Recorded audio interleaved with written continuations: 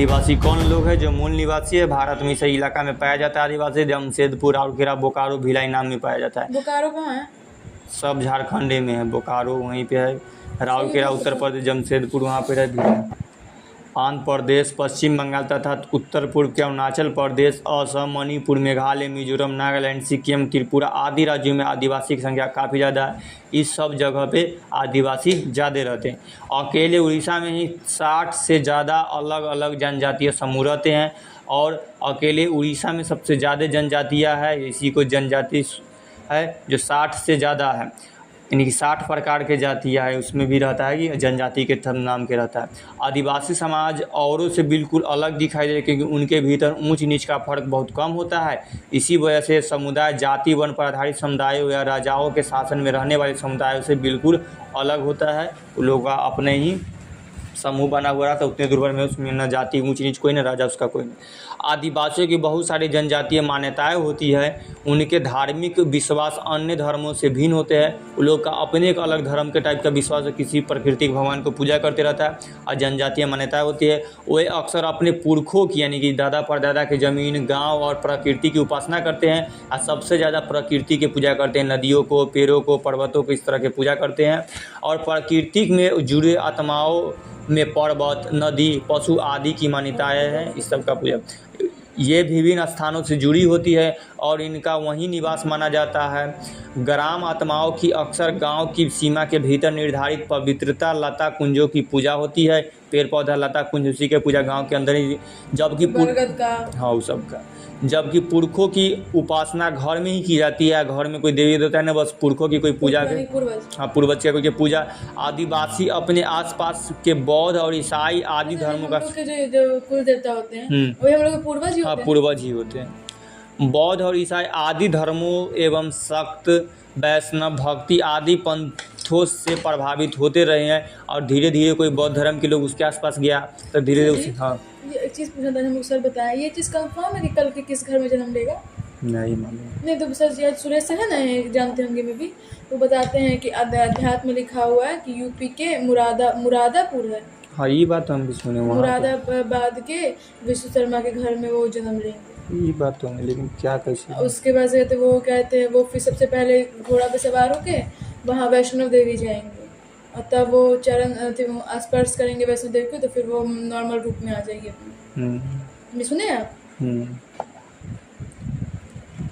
लेकिन यह भी सच है कि आदिवासियों में धर्मों का आस पास के साम्राज्य में प्रचलित प्रभुत्वशाली धर्मों का भी असर पड़ता रहा। उड़ीसा का जगन्नाथ पंथ और बंगाल एवं असम की शक्ति एवं तांत्रिक परंपराएं इसी की उदाहरण हैं। 19वीं सदी में बहुत सारे आदिवासियों ने ईसाई धर्म अपनाया जो आधुनिक आदिवासी इतिहास में एक महत्वपूर्ण धर्म बन गया। कुछ लोग ईसाई धर्म में भी जाते रहे, हिंदू धर्म इस तरह से इधर उधर होते रहे। आदिवासियों की अपनी भाषाएं रही, सब लोग का अपना अपना भाषा, उनमें से ज़्यादातर संस्कृत से बिल्कुल अलग और संभव उतनी ही पुरानी है। इन भाषाओं ने बांग्ला जैसे मुख्य धारा की भारतीय भाषाओं के गहरे तौर पर प्रभावित किया है। इसमें संथाली बोलने वालों की संख्या सबसे ज़्यादा है। संथाली आदिवासी समूह का नाम है, उसका भाषा के भी नाम है संथाली। ये सब झारखंड का ही है। उनकी अपनी पत्रिकाएं निकलती है, इंटरनेट पर भी उनकी पत्रिकाएं मौजूद है और जब धीरे धीरे इस तरह विकसित हुआ तो वहाँ भी चलते। आदिवासी और प्रचलित छवियाँ, हमारे देश में आदिवासियों को एक खास तरह के पेश किया जा रहा है। स्कूल के उत्सवों, सरकारी कार्यक्रमों या किताबों एवं फिल्मों में उन्हें सदा एक रूप में ही पेश किया जाता है। अच्छा ये लोग पढ़ते होंगे? हाँ धीरे धीरे उससे जो निकल करके आधुनिकता में जुड़ रहा है, पढ़ करके शिक्षित हो रहा है। अभी भी कुछ ऐसा बच्चा है जो ऐसे ही बहुत है, ऐसा तो बच्चा बहुत है जो उसी में रह गया है। अभी है ये लोग का लाइफ ठीक है। हाँ झिंगा लाला वे रंग बिरंगे कपड़े पहने, सिर पर मुकुट लगाए और हमेशा नाचते गाते दिखाई देते हैं। इसके अलावा हम उनकी ज़िंदगी को सच्चाई के बारे में बहुत कम जानते हैं। फिल्मों कहानी बस इतने दिखाई दिया कि हाथ में भाला, कपड़ा उपड़ा पहने हुलुलु करते हुए दिखाई देता है। रियल में होता है। इसके अलावा हम भी उनकी ज़िंदगी में सच्चाई के बारे में बहुत कम जानते हैं। भारत में इसीलिए बहुत सारे लोग इस गलतफहमी में शिकार हो जाते हैं कि उनका जीवन बहुत आकर्षक, पुराने किस्म और पिछड़ा हुआ है। हाँ बोलो, पेन दो। आदिवासियों पर यह आरोप भी लगाया जाता है कि वे आगे बढ़ने आदिवासियों पर यह आरोप भी लगाया जाता है कि वे आगे नहीं बढ़ना चाहते। बहुत सारे लोग पहले ही मान लेते हैं कि वे बदलाव या नए विचारों से दूर रहना चाहते हैं। कक्षा 6 की किताबों में आपने पढ़ा था कि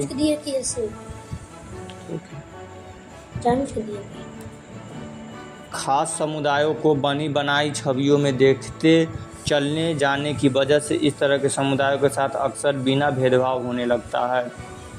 कितना भेदभाव होने लगता है आदिवासियों का बेगा। जैसे ही आपने इतिहास की अपनी पाठ्य पुस्तक में पढ़ा कि भारत में ताम साम्राज्य और सभ्यताओं के विकास में जंगलों का बहुत गहरा महत्व रहा।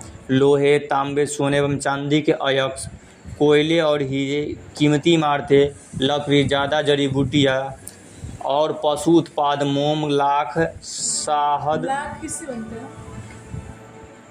वो सब तो मतलब लिखा है पशु उत्पाद, कोई ऐसा ही जानवरे का कुछ चीज़ निकल कर बनता होगा। जैसे मोम तो बना, शहद बना, लाख एकदम लाख देखे की लाख का चूड़ी होता है। और लाख का चूड़िए का लाख है।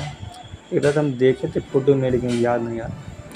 और स्वयं जानवर हाथी जो एक शाही सेना का मुख्य आधार रहा है, ये सभी जंगलों से ही मिलते हैं। इनके अलावा जीवन के आगे बढ़ते रहने में जंगल का हाथी का दांत तो क्या काम होता है? वही अच्छा कोई चीज़ मूर्ति और बना लेता है छोटा मोटा, उसको घस करके। और उसकी दवाई भी यूज होता है? हाँ, दवाई में भी है। वो जब काटता है तो जैसे कि आपको काटता है तो बेहोश करके काटता है, मार के। दोनों चीज़ कर सकता है। बेहोश कितना करता है, मार ही देता है ज़्यादा। अगर तो काटता होगा दांत तो दांत फिर से आता होगा? दांत से फिर से नहीं आएगा उसका। इसके अलावा जैसे दांत तोड़ दिया तो जिंदा रहेगा? दांत कुछ साइड से टूट जाए उसको पूरा जड़ी हुई तो जिंदा रह सकता है, लेकिन पूरा नज़दीक से कुछ दो दांत होता है ना उसका, दोनों काट दे तो? कुछ चीज़ें में उसको प्रॉब्लम होगा, कोई जानवर उस पर अटैक करेगा तब वो अपना बचाव लेके नहीं कर पाएगा। इससे होता है कुछ खाने में, पीने में, जीवन में। तो सूट से कैसे कर लेगा ना? जब तक जिंदा रहेगा उसको प्रॉब्लम ही होगा। इन्हीं जंगलों से बहुत सारे नदियों का लगातार पानी मिलता रहा है।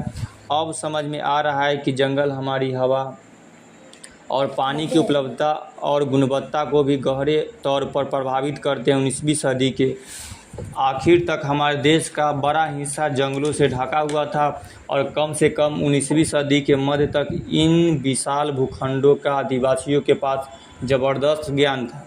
इन इलाकों में उनकी गहरी पैठ थी, उनका जंगलों पर पूरा नियंत्रण भी था। इसलिए आदिवासी समुदाय बड़ी बड़ी रियासतों और रजवाड़ों और रजवाड़ों के अधीन नहीं रहे, बल्कि बहुत सारे राजवंश संसाधनों के लिए आदिवासियों पर निर्भर रहते थे। यह तस्वीर आदिवासियों की प्रचलित छवि के बिल्कुल अलग है। आज उन्हें हसियाई और शक्तिहीन समुदाय के रूप में देखा जाता है। हसिया कुछ नहीं है कि हसियाकरण है ना? हाँ, दोनों एक ही, सब का अर्थ। हसियाकरण किसे कहते हैं हम लोग लिख सकते हैं, किसी भी वस्तु, स्थान या किसी भी चीज का कुछ भाग जिसे मूल भाग से अलग कर दिया जाए उसे हसियाकरण कहते हैं। वे एक जगह औपनिवेशिक शासन से पहले आदिवासी समुदाय शिकार और चीजें बीनकर आजीविका चलाते थे। वो एक जगह औपनिवेशन का मतलब नंबर भूल जाते हैं। क्या औपनिवेशन का मतलब लिखो सर का वो लीड खराब हो नहीं जाएगा, होगा क्योंकि जिसके दिमाग खाली रहता है उसमें जब डालते तो अंग्रेज लोग यहाँ पर औपनिवेश की वजह था, दूसरे देश पर इस तरह का शासन चला रहा था, तो ऐसा औपनिवेश दूसरे के अधिकार में चल रहा था। तब बोला औपनिवेशिक शासन से पहले आदिवासी लोग जब शासन से पहले के यहाँ आदिवासी समुदाय शिकार और चीज़ें बीनकर आजीविका चलाते थे। जानवरों को शिकार करके या कोई जड़ी बूटी इस तरह के बनता था, उसको बीन बना करके बेचते थे और उसी से अपना आजीविका चलाते थे। वो एक जगह ठहर कर काम करते थे, एक इलाका में रहते। वे स्थानांतरित खेती के साथ साथ लंबे समय तक एक स्थान पर भी खेती करते थे और स्थानांतरित खेती करते थे, एक इलाका में खेती करते थे। हालांकि वे परंपराएं अभी भी कायम है और अभी भी इस तरह हो रहा है, लेकिन पिछले 200 सालों में आए आर्थिक बदलाव एवं वन नीतियों और राज्य एवं निजी उद्योग उद्योगों के राजनीतिक दबाव के वजह से इन लोगों को बागानों, निर्माण स्थलों, उद्योगों और घरों में नौकरी करने के लिए ढकेला जा रहा है। इतिहास में पहली बार ऐसा हो रहा है कि आज उनका वन क्षेत्रों पर कोई नियंत्रित नहीं है और न ही उन तक सीधी पहुंच है। अब धीरे धीरे इनको वन जंगलों से दूर हो रहा है, जिसकी वजह से इसका नियंत्रण है कोई। झारखंड के आसपास के इलाकों में आदिवासी 1830 के दशक से ही बहुत बड़ी संख्या में भारत और दुनिया के अन्य इलाके, मॉरिशस, कैरिबियन और यहाँ तक कि ऑस्ट्रेलिया में जाते रहे। भारत का चाय उद्योग असम में उनके श्रम के बूते ही अपने पैरों पर खड़ा हो पाया था और ये लोग, यहाँ के आदिवासी लोग चाय को उपजन करके दुनिया के हर इलाका में फैला, जैसे मॉरिशस, कैरिबियन इलाका में ऑस्ट्रेलिया तक के गया और असम के श्रम के बूते ही अपने पैरों पर खड़ा हो, यहाँ के चाय के ज़्यादा फैला। अकेले असम में 70 लाख आदिवासी हैं। इस विस्थापन की कहानी भीषण कठिनाई, यातना, विरत के और मौत की कहानी रही है। 19वीं सदी में इन पलायनों के कारण 5 लाख आदिवासी मौत के मुंह में जा चुके थे। नीचे दिया गया गीत आदिवासियों की आकांक्षाओं और असम में उनके वास्तविक हालात की बनगी पेश करता है। आओ मिनी असम चले, हमारे देश में तो बहुत कष्ट है। असम की धरती पर मिनी हरियाली से भरे चाय के बागान हैं। यह फोटो उड़ीसा के कल्हाड़ी जिले में स्थित न्यामगिरी पहाड़ी का है। यहाँ डोंगरिया कोंड नामक आदिवासी समुदाय का इलाका है। डोंगरिया कोंड नामक आदिवासी न्यामगिरी उड़ीसा में। न्यामगिरी इस समुदाय का पवित्र पर्वत है। एक बड़ी एल्युमिनियम कंपनी यहाँ खनन और शोधक संयंत्र, रिफाइनरी लगाना चाहती है। यह योजना इस आदिवासी समुदाय को विस्थापित कर देगी। इस समुदाय के लोग ने इस प्रस्तावित योजना का जमकर विरोध किया है। पर्यावरणवादी भी इनका समर्थन कर रहे हैं। सर्वोच्च न्यायालय में कंपनी के खिलाफ मुकदमा भी चल रहा है। यहाँ पर आदिवासी भी लोग रह रहा है। यहाँ पे पर्वत है, इसको पूजा करते हैं। न्यामगिरी पर्वत है, उड़ीसा में है, कहलगाड़ी गांव में है। और यहाँ आदिवासी लोग रहते हैं, नाम डोंगरिया नाम के। और इस लोग को लग रहा है, मतलब सरकार को भी या कंपनी लोग की, कि यहाँ बड़ी एल्युमिनियम बहुत, इसको खाने पर एल्युमिनियम मिलेगा। सब काट छाट के उसको हटा रहा है, जब यहाँ से सब उसको भागना पड़ेगा। और सरकार भी सभी कंपनियों को दे देता है, तो बिक जाता है सरकार पैसों में। इस तरह से वहाँ पर बेचता है। जैसे हाल फिलहाल में हुआ है, अडानी बहुत बड़ा जंगल को कर्नाटक के इलाका में दे दिया था, उसी तरह होते रहता है। तो दे देता है और लोग कुछ नहीं करता है। सरकार का योजना हो जाता है कि हम बेच रहे हैं, चलो सरकार इसमें से निकालेगा, पैसा कमाई नहीं होगा और क्या। इसीलिए उन लोगों को, आदिवासी लोगों को कुछ नहीं होता है। आदिवासी के अधिकार में नहीं ना है, तो वो लोग बस सब सरकार के अधिकार में। तो सरकार बताया था ऐसे कोई अधिकार मान जाएगा तो कहते हैं, उनको कहते हैं। हाँ, तो विरोध कर सकते हैं, विरोध कर रहा है, लेकिन अब विरोध जमकर हो रहा है, लड़ते रहा है, लेकिन सरकार उस पर सुने एक्शन बहुत और भयंकर हो, बहुत सभी लोग सपोर्ट करें, तब उसको विरोध हो सकता है, हट सकता है सब नियम कानून। इमारती लकड़ी और खेती एवं उद्योग के लिए विशाल वन भूमियों को साफ किया जा रहा है। लकड़ी के लिए आदिवासियों के इलाके में खनिज पदार्थों एवं अन्य प्राकृतिक संसाधनों की भी भरमार रही है, इसलिए इन जमीनों को उसको संरक्षण करते थे। और ज़मीनों को खनन और अन्य विशाल औद्योगिक परियोजनाओं के लिए बार बार छीना गया। बार बार हर जगह में जहाँ आदिवासी लोग रहे थे, जंगलों में पेड़ पौधा पक्षी सब है, तो सब को ये सब हटा दे, पूरा एकदम बन जाए, क्योंकि उसको यहाँ खनना पड़ेगा। तो यहाँ पे देखो खनने पर कैसे हो जाए, एल्युमिनियम अथी से निकलता है। सब मिट्टी सब उसी अयस्क के तरह होता है, बॉक्साइड अयस्क निकलता है, उसको संशोधन करके एल्युमिनियम फाइल जो रहता है, क्या एल्युमिनियम, हाँ सब क्या होता है, वही एल्युमिनियम उसी से निकलता है। एल्युमिनियम महंगा मिलता है? नहीं, कुछ ज़्यादा महंगा नहीं, लेकिन हाँ बस है। कितना नहीं, अब क्या कहते हैं, हमारे वजन पास है, वो है बस 150 रुपये। हाँ, तो वो बहुत कम वजन का। चलो आगे बढ़ते हैं। जनजातीय भूमि पर कब्जा करने के लिए ताकतवर गुटों ने हमेशा मिलकर काम किया। काफ़ी बार उनकी ज़मीन जबरन छीन ली गई है और निर्धारित प्रक्रियाओं का पालन बहुत कम किया गया है। सरकारी आंकड़ों से पता चलता है कि खनन और खनन परियोजनाओं के कारण विस्थापित होने वालों में 50% से ज़्यादा केवल आदिवासी रहे हैं। आदिवासियों के बीच काम करने वाले संगठनों की एक ताज़ा सर्वेक्षण रिपोर्ट से पता चला कि आंध्र प्रदेश, छत्तीसगढ़, उड़ीसा और झारखंड में जो लोग विस्थापित हुए हैं उनमें से 79% आदिवासी से। इस तरह के इलाका में जो उड़ीसा, झारखंड, यहाँ से लोगों को हटा दिया गया, यानी कि आदिवासी थे, वहाँ पर कुछ ना कुछ उसको क्रियाकलाप चालू कर दिया गया। तो इस तरह से बिहार में भी कई जगह इलाका है जो ज़मीन लेकर के वहाँ पर अभी हाल फिलहाल में बनने वाला है, कुछ कुछ हो रहा है सब कुछ, तो उस सब में हाल फिलहाल में हो रहा है। तो वहाँ पर के लोग जो थोड़ा मोड़ा उसको हटा करके उसको पैसा दे दिया है कुछ इलाका में, लेकिन इस समय आदिवासी में कम पहुंच रहता है तो लोग को कम पैसा भी देता है और विस्थापित एक जगह से दूसरी जगह उसको भेज दिया जाता है आदिवासी को। तो 79% लोग हैं जिसमें से आंध्र प्रदेश, छत्तीसगढ़, उड़ीसा और झारखंड के लोग हैं। उनकी बहुत सारे ज़मीन देश भर में बनाए गए सैकड़ों बांधों जलाशयों में डूब चुकी है। पूर्वोत्तर भारत में उनकी ज़मीनें लंबे समय से सशस्त्र बलों और उनके बीच चलने वाले टकरावों से बंधी है। इसके अलावा भारतीय वन्यजीव संस्थान जो नवंबर 2023 के आंकड़ों के अनुसार भारत में 106 राष्ट्रीय पार्क है, जो 106 2023 के से जाए और अभी घोषित होते रहता है। तो और नेशनल पार्क और राष्ट्रीय पार्क नेशनल, तब भारत में अभी 106 नेशनल पार्क है। इस तरह भी क्वेश्चन, भारत में कुल अभी नेशनल पार्क कितने हैं, तो 106 नेशनल पार्क 2023 के अनुसार से। जो कितना इलाका में फैला हुआ है, तो 44,402.9 वर्ग किलोमीटर में फैला हुआ, उसे सब मिला करके। अब वन्य जीव, हाँ वो तुमको कम लगता है। वन्य जीव अभयारण्य वाइल्ड लाइफ सेंचुरी होता है जो 573 है। तब भारत में 573 वन्य जीव अभयारण्य है, वाइल्ड लाइफ सेंचुरी, जो टोटल 1,23,762.56 वर्ग किलोमीटर में फैला हुआ है। उद्यान और ये वाइल्ड लाइफ सेंचुरी में क्या अंतर है? राष्ट्रीय उद्यान नेशनल पार्क कुछ इलाके में घेर दिया है, घोषित कर दिया जाता है, वहाँ पर ही कुछ निश्चित जानवर तक के रहता है नेशनल पार्क में। और वाइल्ड लाइफ जीव में उसमें भी जंगली जीव रहता है, तो फिर उसमें अभ्यारण्य की तरह बना हुआ रहता है। और लोग किसमें, हाँ लोग जाता है? नेशनल पार्क वाला में चला जाता है और वाइल्ड लाइफ सेंचुरी में, हाँ उसमें भी जाता है। कुछ इलाका संरक्षित रहता है, वहाँ नहीं जाना है, कुछ में जाना है, उसमें कैटेगरी कर रहता है। कि वो वाइल्ड लाइफ सेंचुरी में पूरा नहीं घूमने दिया जाता नहीं। और सब एक तरह के जानवरों के पक्षी अभ्यारण्य इसमें कर जाता है, स्पेशल पक्षियों के लिए घोषित कर जाए, कुछ जानवरों के लिए स्पेशल कर जाता है। जैसे काजीरंगा नेशनल पार्क है स्पेशल। पता है जिराफ में वो हमला कर दिया था सफारी में। ये ऐसे इलाके हैं जहाँ मूल रूप से आदिवासी रहा करते थे, अब उन्हें वहाँ से उजाड़ दिया गया है। इस सब इलाका में अगर वो इन जंगलों में रहने की कोशिश करते तो घुसपैठिया कहा जाता है, यानी कि वही जंगल में आदिवासी रहते थे, वहाँ बहुत सारे जानवर और भी रहते थे।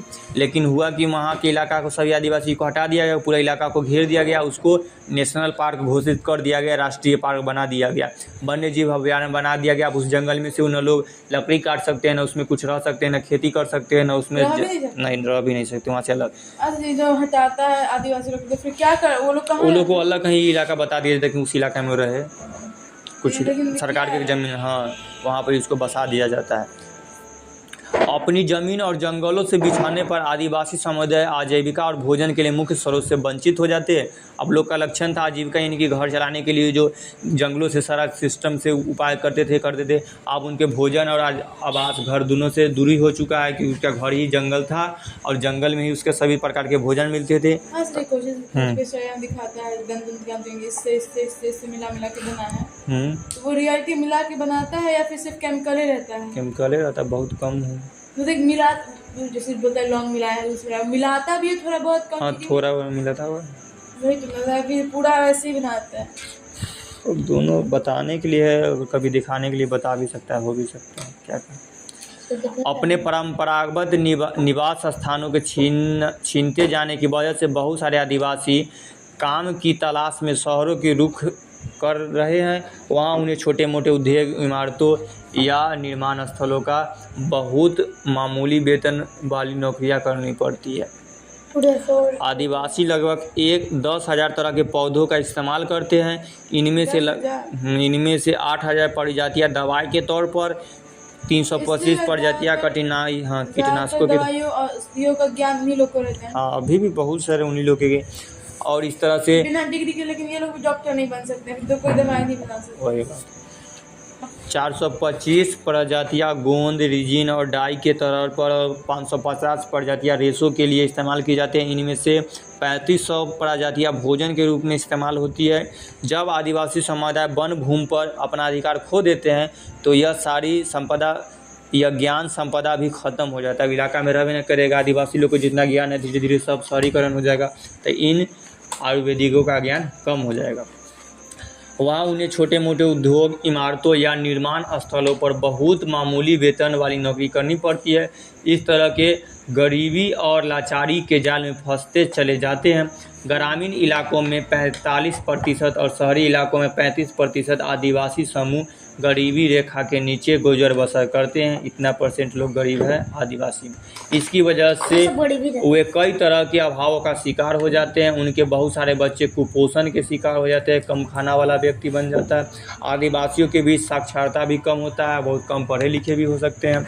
जब आदिवासियों को उनके ज़मीन से हटाया जाता है तो उनकी आमदनी के स्रोत के अलावा और भी बहुत कुछ है जो हमेशा के लिए नष्ट हो जाता है। वे अपनी परंपराएं और रीति रिवाज गंवा देते हैं।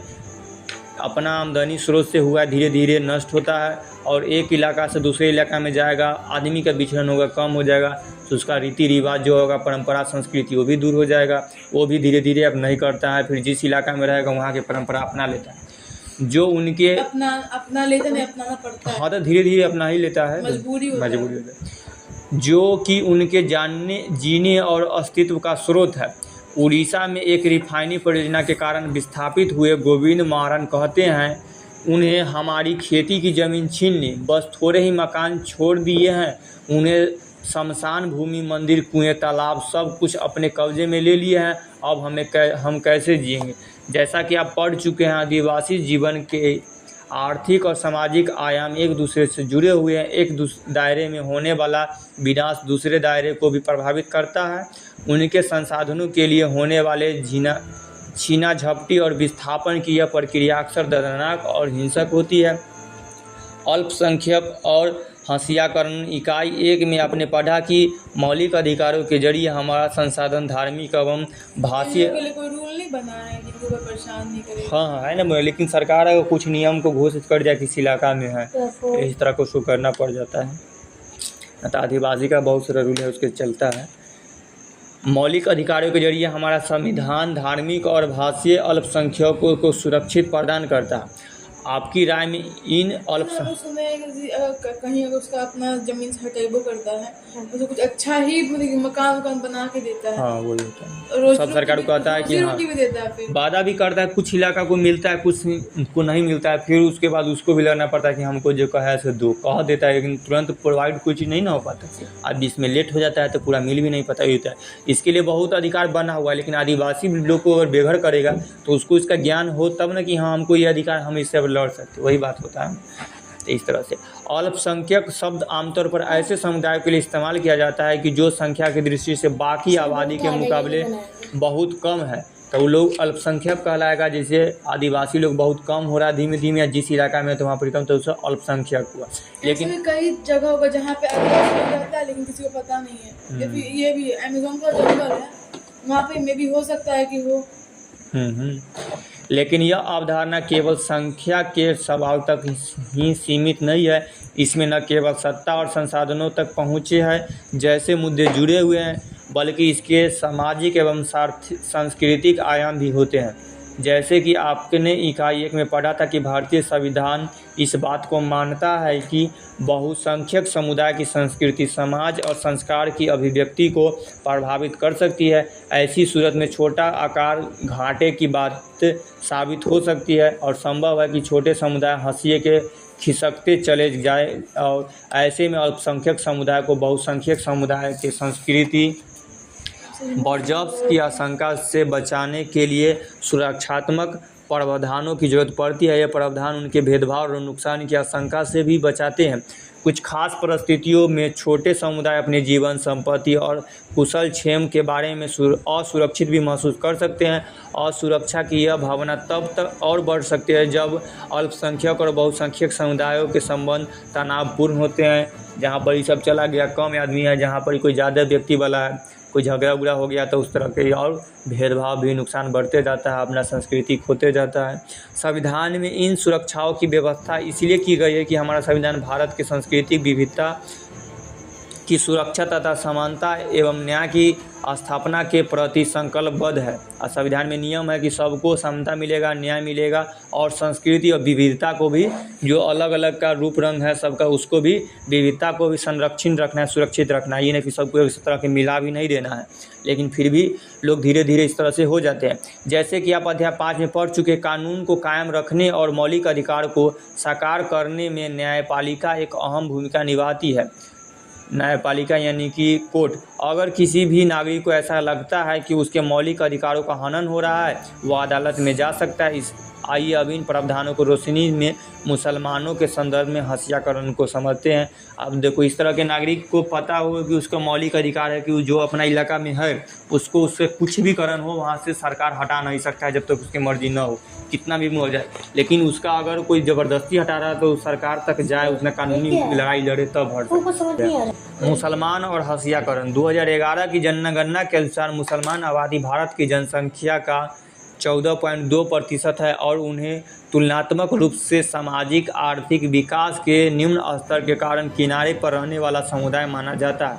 विभिन्न स्रोतों से ली गई निम्नलिखित 3 सारणियों से पता चलता है कि मूलभूत सुविधाओं, साक्षरता और सरकारी नौकरियों के हिसाब से मुसलमान समुदाय की स्थिति कैसी है। नीचे दी गई तीनों सारणिकों को पढ़कर बताइए कि मुसलमान समुदाय की सामाजिक आर्थिक स्थिति के बारे में क्या बताती है। हिंदू समाज का पक्का घर, हिंदू धर्म के घरों के पक्का घर 65.4%, जहाँ बिजली 75.2% लोगों के पास है। 2008 से 2009 के जनगणना का नल की पानी उन लोगों के पास जाता है 43.60%। वही मुसलमान लोगों के घर में 63.8% पक्का घर है। बिजली 67.5%। घर मुसलमान का हम लोग 2% कम है। और नल जल की योजना 35.5 लोगों के पास। ईसाई धर्म के लोग बिहार का है। मूलभूत अब इंडिया ह्यूमन डेवलपमेंट रिपोर्ट में पूरा भारत का होगा। सर जी, अपना भारत पक्का घर 91% सिख का है। ईसाई धर्म का 69.3%। इनमें से कौन सा समुदाय मूलभूत सुविधा सबसे ज़्यादा, सबसे कम संख्या किसका है? क्या हिंदू, मुस्लिम, सिख से ज़्यादा किसका संख्या है? हिंदू का। तो हिंदू कितना कम है? कहाँ कम? जितना व्यक्ति है उसमें के परसेंटेज निकाला कि किसके पास कितना है। तो ज़्यादा संख्या है तो उसमें से ज़्यादा लोग गरीब भी है ना, इसके लिए। चलो, विभिन्न धर्मों की साक्षरता दर। कुल भारत में 74% शिक्षित है, उसमें से हिंदू 63%, मुस्लिम 57%, ईसाई 74%, सिख 67%, बौद्ध 71%, जैन 86%। जैन पढ़ा लिखा। जनगणना भारत की 2011 के अनुसार है।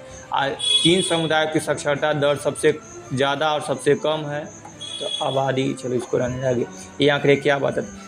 इन बातों को ध्यान में रखते हुए मुसलमान विकास के विभिन्न संकेतों पर पिछड़े हुए हैं। सरकार ने 2005 में एक उच्च स्तरीय समिति का गठन किया। न्यायमूर्ति राजिंदर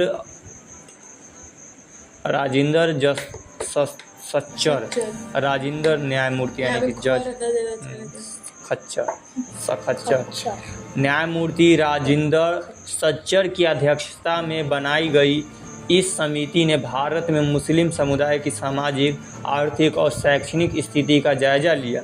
यानी कि पता किया मुसलमानों की इतना सामाजिक में कैसे, आर्थिक स्थिति कैसा पढ़ा लिया है, जायजा रिपोर्ट बनाया। तो रिपोर्ट में समुदाय के हत्याकरण का विस्तार में अध्ययन किया गया कि कितना लोग इधर उधर भटका।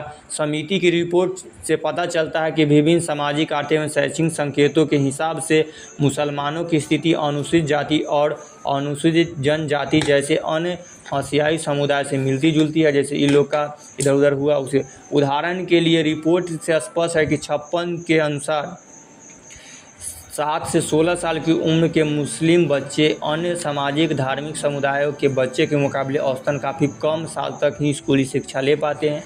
इतना लोग के कम शिक्षा ही ले पाते हैं। मुसलमानों के आर्थिक एवं सामाजिक हत्याकरण के कई पहलू हैं। दूसरे अल्पसंख्यकों की तरह मुसलमानों के भी कई रीति रिवाज और व्यवहार मुख्य धारा के मुकाबले काफ़ी अलग है।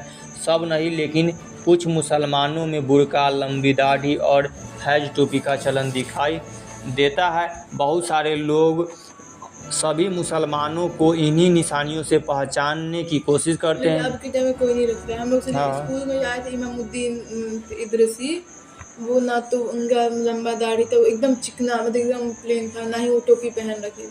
हाँ, तो इस तरह के पंजाब जब के आए ना, जैसे वो ढंग से रह रहे थे, और जैसे नवरात्रि व्रत के बारे में पूछ रहे इसी थे। कारण अक्सर उन्हें अलग नज़र से देखा जाता है। कुछ लोग मानते हैं कि वे हम बाकी लोगों जैसे नहीं है।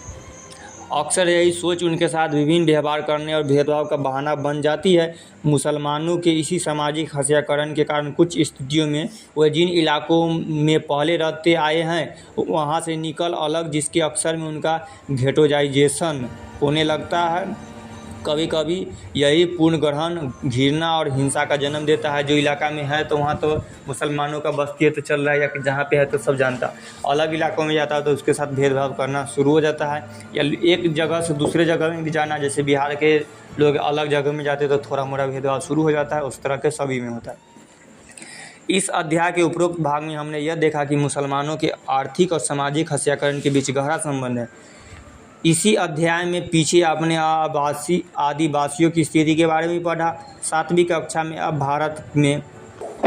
भारत में औरतों की असामान्य स्थिति के बारे में पढ़ चुके हैं। इन सारे समूहों के अनुभवों में पता चलता है कि हत्याकरण एक जटिल परिघटना है, जिससे निपटने के लिए कई तरह के रणनीतियों, संसाधनों और सुरक्षाओं की ज़रूरत है। इसका मतलब है कि संविधान द्वारा परिभाषित अधिकारों और इन अधिकारों को साकार करने वाले कानूनों एवं नीतियों की रक्षा में हम सभी की बराबर जिम्मेदारी बनती है। इनके बिना न तो हम विविधता की रक्षा कर पाएंगे और न हमारे देश की एक अनूठी छटा देती है और न ही समानता के प्रति राज्य की प्रतिबद्धता को साकार कर पाएंगे। निष्कर्ष, इस अध्याय में हमने यह समझने का प्रयास किया कि हंसियाई समुदाय होने का क्या मतलब होता है, कि कैसे कोई एक दूसरा लोग बिछड़ जाता है, एक इलाका से दूसरे जगह जाने से हंसियाईकरण हो जाता है। हमने विभिन्न हंसियाई समुदाय के अनुभवों के जरिए इस बात को समझाने की कोशिश किया कि इनके समुदाय में हंसियाई पर रहने जाने के अलग अलग कारण हैं। प्रत्येक समुदाय इसको अलग अलग तरह के महसूस भी करते हैं। हमने यह भी देखा है कि हंसियाकरण का संबंध अभाव, पूर्वग्रह और शक्तिहीनता के एहसास से जुड़ा हुआ है। हमारे देश में कई और भी हंसियाई समुदाय हैं। दलित भी इसी तरह के एक समुदाय है। इस समुदाय के बारे में हमने अलग अध्याय में विस्तार में पढ़ेंगे। हंसियाईकरण से कमज़ोर सामाजिक हैसियत ही नहीं पैदा होती, बल्कि शिक्षा एवं अन्य संसाधनों तक भी पहुँच बराबर नहीं मिल पाता है। इसके बावजूद हंसियाई समुदाय का जीवन भी बदला जा सकता है और बदलता है। कोई भी हमेशा एक तरह के हंसियाई पर नच रहता है। अगर आप हंसियाकरण के इन उदाहरणों पर ध्यान दें तो पाएंगे कि इन दोनों समुदाय के पास भी संघर्ष और प्रतिरोध का एक लंबा इतिहास रहा है। हंसियाई समुदाय अपनी सांस्कृतिक विशिष्टता बनाए रखना चाहता है और साथ ही अधिकारों, विकास और अन्य अवसरों में बराबर का हिस्सा चाहते हैं। अगले अध्याय में आप जानेंगे कि विभिन्न समुदायों ने इस हंसियाकरण का सामना किस तरह किया है।